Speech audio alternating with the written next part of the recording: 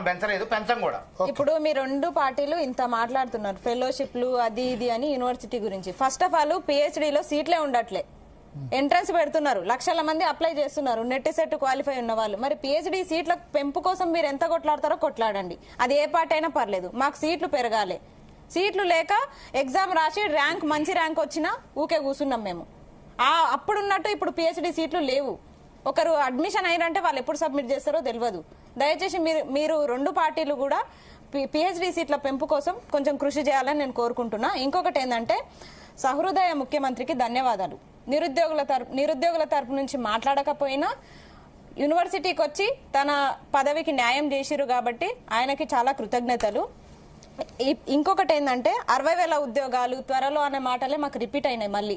ఇంకొకటి ఏంటంటే సీఎం మాటలు మాకు మనసు నిండినాయి కానీ కడుపు మాత్రం నిండదు ఆ మాటలకి. అట్లుంది పరిస్థితి. మాకు నోటిఫికేషన్స్ వస్తే మా చదువు మేము చదువుకుంటాము. ఇంకొంటే మాకు ఇచ్చిన హామీలు నెరవేర్చాలి కదా. ఇప్పుడు ఉచిత హామీలు వద్దు అంటున్నారు కదా, ఉచిత హామీల మీద ఇంత శ్రద్ధ పెట్టిరు, మరి మాకిచ్చిన హామీల పైన ఒక 50% కూడా ఎందుకు అమలు చేయట్లేదు? సరే అన్ని అంటే కూడా కావు, మేము కూడా యాక్సెప్ట్ చేస్తాం, కానీ కొన్నైనా చేయాలి కదా. కొన్నైనా ఏదో 2-3 నోటిఫికేషన్స్ అయినా ఇస్తే మాకు కూడా కొంచెం న్యాయం చేసినట్టు ఉంటది. అది డిఎస్సి పాత నోటిఫికేషనే, దానికి అదనంగా 5,000 పోస్టులు కలిపి ఇచ్చారు. వీళ్ళు మేనిఫెస్టోలో ప్రకటించింది 25,000 మెగా డిఎస్సి. అయితే ఆ మెగా డిఎస్సి మాట లేదు. ఆ 11,000 డిఎస్సినే మెగా డిఎస్సిగా ప్రకటించుకున్నారు. మళ్ళీ టెట్ నిర్వహించారు. ఇప్పుడు డిఎస్సి ఎప్పుడు అదొక ప్రశ్న. ఉన్న టీచర్ గవర్నమెంట్ అది కూడా సర్దుబాటు చేస్తున్నారు. సర్దుబాటు విద్యా విధానం ఎందుకు చేస్తున్నారు? ఇప్పుడు వాళ్ళే ప్రకటన ఇచ్చుకుంటున్నారు కదా, ప్రభుత్వ స్కూళ్లలో పిల్లల సంఖ్య పెరిగింది అని చెప్పేసి వాళ్ళే ప్రకటన ఇచ్చుకుంటున్నారు. మళ్ళా ఎక్కువైరు అని చెప్పేసి సర్దుబాటు టీచర్లను తెచ్చిర్రు. మరి సర్దుబాటు వ్యవస్థ ఎందుకు? బీఈడీ చేసి టెట్లు క్వాలిఫై అయిన అభ్యర్థులు చాలా మంది ఉన్నారు. ఈ టెట్ లో కూడా పేపర్ 3ని నిర్వహించాలి. ఎందుకంటే లాంగ్వేజ్ పండిట్లు టీపీటీ హెచ్పీటీ చేసిన వాళ్ళు అదనంగా 60 మార్కులు సోషల్ చదవాల్సి వస్తుంది. వీళ్ళు ఇక్కడ చదివేది లాంగ్వేజెస్ తెలుగు హిందీ, కానీ అక్కడ ఎగ్జామ్ మాత్రం సోషల్ కి 60 మార్కులు ఉంటున్నాయి, తెలుగుకి హిందీకి 30 మార్కులు ఉంటున్నాయి. వీళ్ళు చదివిన చదువు కాకుండా అదనంగా చదవలేక మార్కుల స్కోరు తగ్గి ఇది వెయిటేజ్ ఉంటది కాబట్టి డిఎస్సిలో కూడా వీళ్ళ మీద భారం పడే అవకాశం ఉంది. కాబట్టి పేపర్ 3ని పక్క రాష్ట్రాలు నిర్వహిస్తున్నాయి, ఆంధ్రప్రదేశ్ అవన్నీ. ఆ జీవోలని మేము అడ్డు పెట్టుకొని మేము కేసులు వేసినా వీళ్ళు కొట్టేసిరు అన్నట్టు. అట్లా కాకుండా పేపర్ 3ని కూడా నిర్వహిస్తే బాగుంటది. ఇంకొకటి ఏంటంటే యూరియా కోసం కొట్లాడేటోళ్ళని రైతులు కాదంటున్నారు, ఉద్యోగాల కోసం కొట్లాడేటోళ్ళని నిరుద్యోగులు కాదంటున్నారు. ఇది కరెక్ట్ కాదు. నవ్వుతారన్నా. మంచి పంచ్ డైలాగ్ ఉంది, సినిమా డైలాగ్ కాదన్న, మా బాధ చెప్పుకుంటున్నా. సినిమా డైలాగ్ కాదు. నేను అట్లా అంటే ఏమంటున్నా అంటే మీలాంటి తులసి వనంలో గంజాయి మొక్కలు ఉంటాయి, అట్లాంటి వాళ్ళు అంటాం. సరే నేను తులసి మొక్కనే అడుగుతున్నా. రైతుల మధ్యలో కూడా కొంతమంది ఉంటారు కాబట్టి అట్లాంటి వాళ్ళు అంటారు. కానీ కొంతమంది అట్లయినా ఇంకొకటి నిరుద్యోగులు కానీ మీ తులసి వనంలో వచ్చి గంజాయి మొక్కలు ఉంటాయి, అయ్యే ఎక్కువ కనపడుతుంటాయి. కాబట్టి వాటి గురించే మేము మాట్లాడుతాం తప్ప నిరుద్యోగుల గురించి మాట్లాడాలి. ధన్యవాదాలు. ఇంకా కేసులే పెట్టించారు. ఇంకా ఈ ఉపన్యాసాలు ఎందుకు? పోరాటం చేసినప్పుడు అయితే మాకు 40 కేసులు నా మీద. ఎవరి బట్టి కాలర్ పట్టుకున్న మురళీ ముదిరాజు చనిపోయిన కేసు ఇప్పుడు గవర్నమెంట్ కోసం ఎంత ఫైట్ చేసినామో మాకు తెలుసు. ప్రభుత్వాన్ని ఏర్పాటు చేసుకున్నాము. ఇప్పుడు అట్లే మొట్టమొదటి అమ్మాయిగా కేసు పెట్టించుకున్న అమ్మాయిగా కూడా నేనే నిలిచిపోతాను. మొన్న నేను పోస్ట్ ఆఫీస్ కి వెళ్ళిన సార్. పోస్ట్ ఆఫీస్ కి వెళ్తే వీళ్ళు సీఎం ని అడ్డుకుంటున్నారు రావద్దని చెప్పేసి నేను అంతకుముందు ఎక్కడ కూడా స్టేట్మెంట్ ఇవ్వలేదు కాబట్టి నాకు భయం లేదు. ఓయూ పోస్ట్ ఆఫీస్ మొన్న రీసెంట్ గా 19th రోజు కేసు పెట్టారు. ఎఫ్ఐఆర్ కూడా బీఆర్ఎస్వి స్టూడెంట్స్ సీఎం ని రావద్దని స్లోగన్స్ ఇస్తున్నారని చెప్పేసి పెట్టారు. ఫస్ట్ ఆఫ్ ఆల్ నాకు తేలాల్సింది ఏంటంటే నేను బీఆర్ఎస్వి స్టూడెంట్ ఎట్లయినా. ఇప్పుడు రేవంత్ రెడ్డి గారి మీద 82 కేసులు పెట్టారు, నా మీద 40 కేసులు పెట్టుకున్నా పెద్ద భవిష్యత్తు ఇప్పుడు పెద్ద భవిష్యత్తు ఉంది అంటున్నారు. ఇప్పుడు కేసులు పెట్టి మాకు ఉద్యోగాలు రాకుండా చేస్తే మీరేం చేద్దాం అనుకుంటున్నాను? చుట్టూ పక్కన పెట్టు, ఉద్యోగం రాదు నాకు, కేసులు పెట్టి ఉద్యోగం రాదు, ఏం చేయమంటారు? రాజకీయమే కదా చేయాలి. చేయాలి? కాదమ్మా 150 అప్పుడు రాజకీయమే కదా చేయాలి.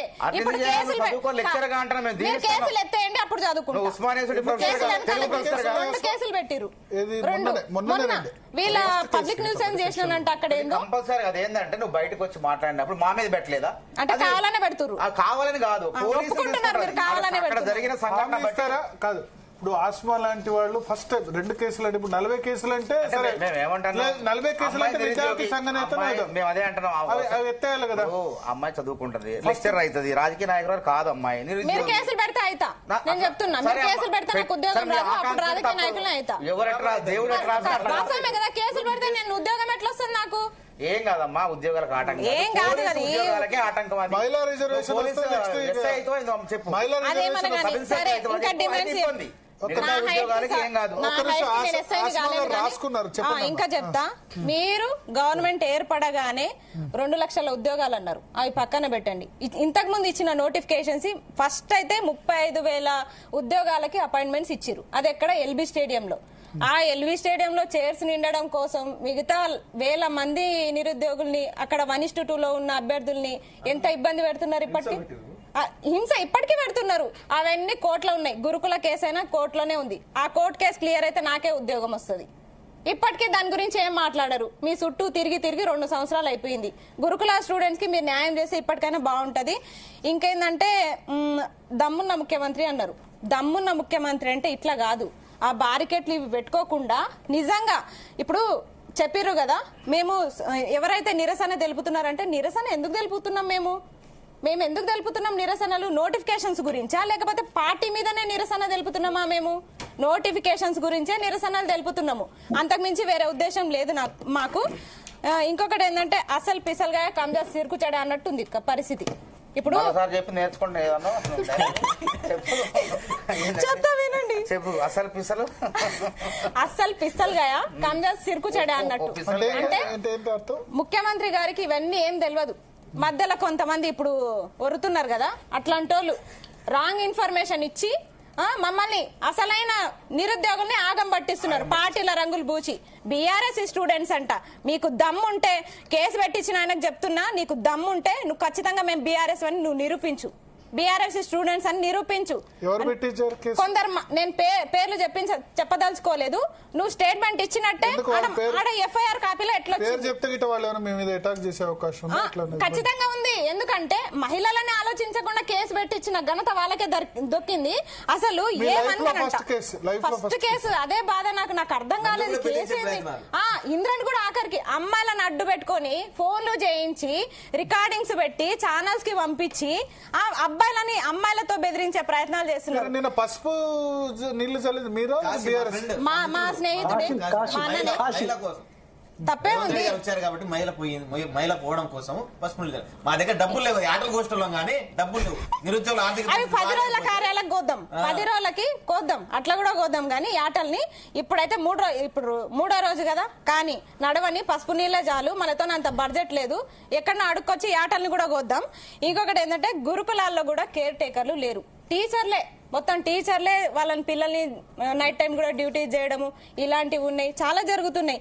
ఇంకొకటి ఈ టీపీటీ వీళ్ళకి ఇది చేయాలి, నిరుద్యోగ భృతి. నిరుద్యోగ భృతి ఇస్తే నోటిఫికేషన్స్ అటో ఇటో కొంచెం లేట్ అయినా ఆ భృతి వల్ల కొంతమంది నాలాంటి నిరుపేద విద్యార్థులు అయితే చదువుకుంటారు. హామీ ఇచ్చినట్లేదు సార్ నిరుద్యోగ భృతి, ఇంతకు ముందు ఇచ్చారు, మేనిఫెస్టోలో ఉంది. 4,000 నిరుద్యోగ భృతి ఉంది. అదే కదా క్లారిటీ లేదు. 4,000 నిరుద్యోగ భృతి ఇస్తే బాగుంటుంది.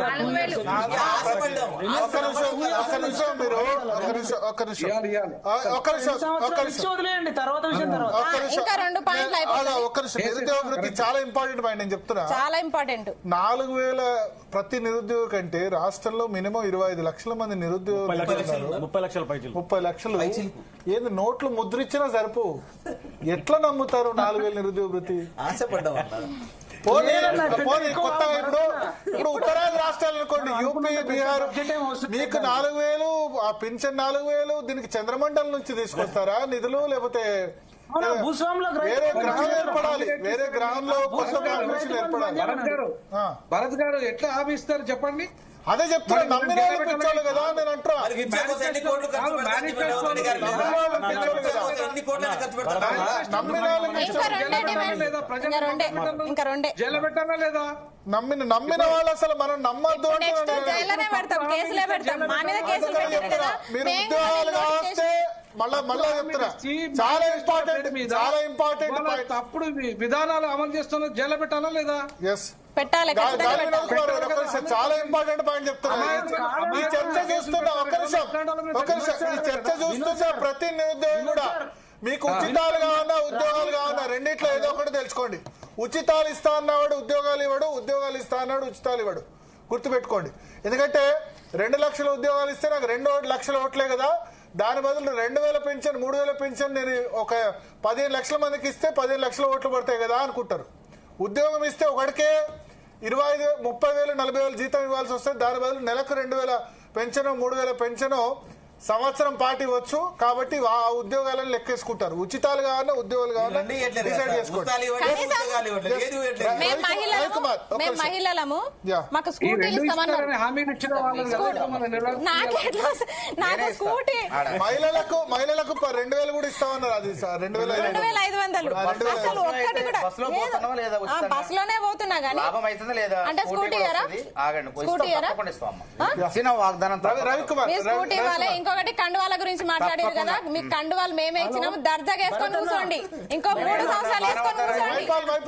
కూర్చోండి ఇంకో 3 సంవత్సరాలు. ఇంద్రబాబు మాట్లాడితే నా మాట మరి ఆయనకి ఆ కండువాలు మేము ఇచ్చినాం మీకు, వేసుకొని కూర్చోండి 3 సంవత్సరాలు 2 సంవత్సరాలు వేసుకొని కూర్చోండి. చెప్పండి మైపాల్. భరతను వినబడుతుందా? వినబడుతుంది మైపాల్, చెప్పండి. అన్న దాదాపు 40-50 లక్షల రైతులకు మేము రైతు బంధు ఇస్తామంటారు. మరి అందులో భూస్వాములు ఉంటారు. నిజంగా భూమి లేనోడు అత్యంత దురదృష్టవంతుడు అనుకోవాలి ఈ దేశంలో గాని, ఈ భూమి మీద గాని. భూమి లేనోడు దురదృష్టవంతుడు.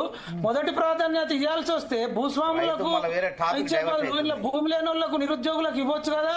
అట్లనే వృద్ధులకు అని చెప్తున్నారు. ఆ వృద్ధులలో వాళ్ళ కొడుకులు కొందరు అమెరికాలో ఉన్న వాళ్ళు ఉన్నారు, ఉద్యోగస్తులు ఉన్నారు, అనేక రకరకాల డబ్బున్న వాళ్ళు కూడా ఉన్నారు. వృద్ధులలో వృద్ధాప్య పెన్షన్ కూడా 20-30 ఉన్నాయిలేండి. సరే, చర్చ పక్కదో పడుతుంది సార్. నిరుద్యోగానికి సంబంధించింది చాలా స్పష్టంగా మాట్లాడుకోవచ్చు.